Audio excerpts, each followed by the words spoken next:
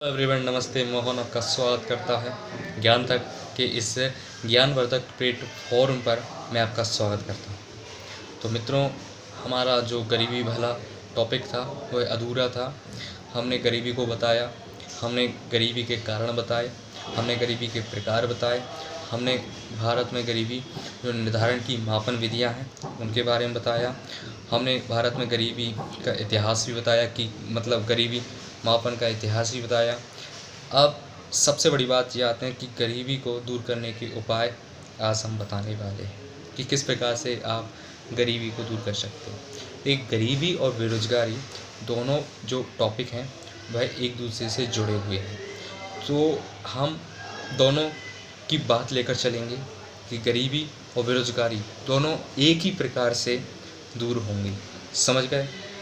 मान लो कोई गरीब है, उसको रोज़गार दे दो, उसकी गरीबी दूर हो जाएगी ना, उसकी गरीबी दूर हो जाएगी। अगर कोई बेरोज़गार है, उसको रोज़गार ना मिले तो ऑटोमेटिक गरीब हो जाएगा। तो ये एक दूसरे से क्या है, जुड़े हुए हैं, पूरक हैं। जिस प्रकार से हम ये सब चीज़ें बताने वाले हैं।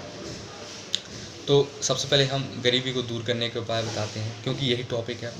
बेरोज़गारी भी आप इसमें इंक्लूड कर सकते हो कुछ हद तक, वरना बेरोज़गारी के अलग चलेंगे पॉइंट्स। तो गरीबी को दूर करने के उपाय सिंपली तौर पर हम बताने चाहते हैं कि हम देश की अधसंरचनात्मक अर्थव्यवस्था में विकास कीजिए आप। ठीक है, अधसंरचनात्मक अर्थव्यवस्था में विकास कीजिए, यानी सड़क, बिजली, परिवहन, संचार नेटवर्क, इनका विकास कीजिए आप। ये गरीबी को दूर करने में बेहतर उपाय होंगे। दूसरा पॉइंट ये है कि आप जनसंख्या पर नियंत्रण पाओ, जनसंख्या नियंत्रण करो। जो देश में जितनी जनसंख्या ज़्यादा मात्रा में बढ़ रही है वह भारतीय अर्थव्यवस्था, भारतीय समाज, भारतीय इतिहास के लिए हानिकारक है, क्योंकि इससे राष्ट्रीय धन का वितरण हो जाता है।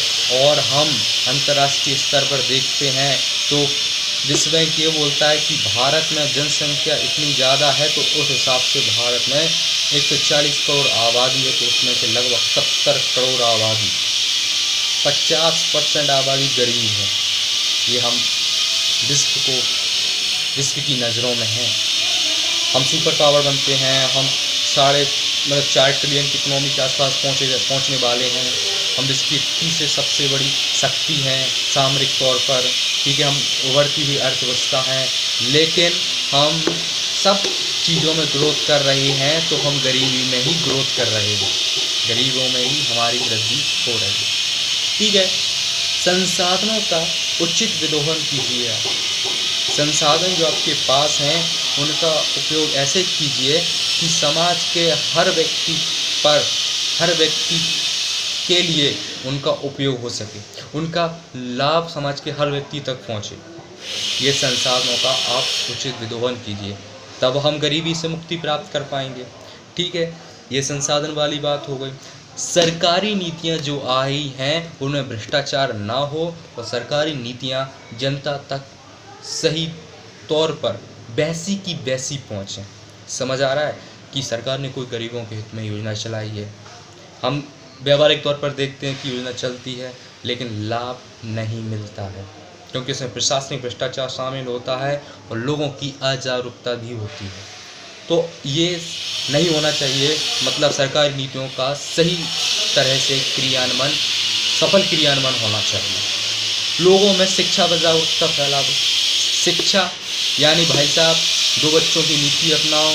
ठीक है, शिक्षा फैलाओ कि हमको सरकारी नीतियों, सरकारी योजनाओं पर निर्भर न रहते हुए कार्यशील रहना है, अपने को गरीबी से बाहर निकालने के लिए कुछ करना है, व्यवसाय करना है, कुछ भी करो, लेकिन इस स्थिति से बाहर निकलो।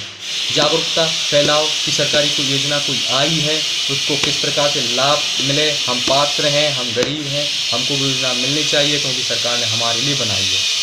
ठीक है, तो प्रशासन में भ्रष्टाचार हो रहा है, प्रशासन उस योजना के जरिए भ्रष्टाचार कर रहा है और आपको लाभ नहीं मिल रहा है, तो प्रशासन के विरुद्ध कार्रवाई करो, प्रशासन को शिकायत दायर करो संबंधित शिकायत केंद्र पर। तो ये जागरूकता होना अति आवश्यक है। तीसरी बात ये आती है कि हमारे यहाँ बचत नहीं है। तो बचत की कमी होना ये गरीबी का मुख्य कारण होता है, क्योंकि अधिकतर लोग क्या होते हैं हमारे देश में, कुछ लोग ऐसे होते हैं जो रोज़ कमाते हैं रोज़ खाते हैं, ठीक है, बचत जीरो है। मान लो घर में किसी का स्वास्थ्य खराब हो गया तो उसको क्या है, अपना घर बेचना पड़ेगा, तब उसका अपनी पत्नी या बच्चे का स्वास्थ्य सही करवा पाएगा। तो ये स्थिति उसकी गरीबी का और कारण हो जाता है। एक तो गरीब है और दूसरा महागरीब भी हो जाएगा। तो बचत ना होना। तीसरी बात है हमारे देश में पूंजी निर्माण की कमी होना। पूंजी निर्माण में कम दर, पूंजी निर्माण की कमी। भाई साहब, पूंजी निर्माण कब होगा?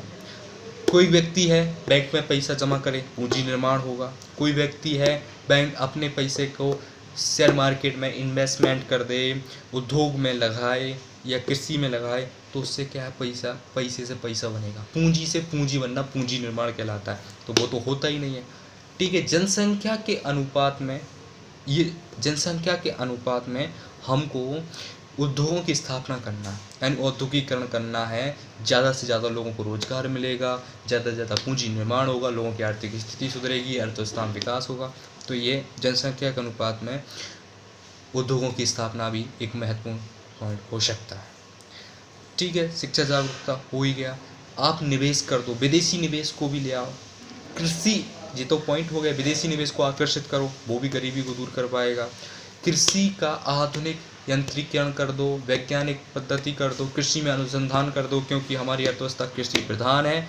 और तो इस प्रकार से हमको कृषि में ऐसा कुछ ऐसा करना है कि कृषि ज़्यादा पैदावार दे, ज़्यादा उत्पादकता दे, तो हमारी गरीबी में सुधार होगा, ठीक है।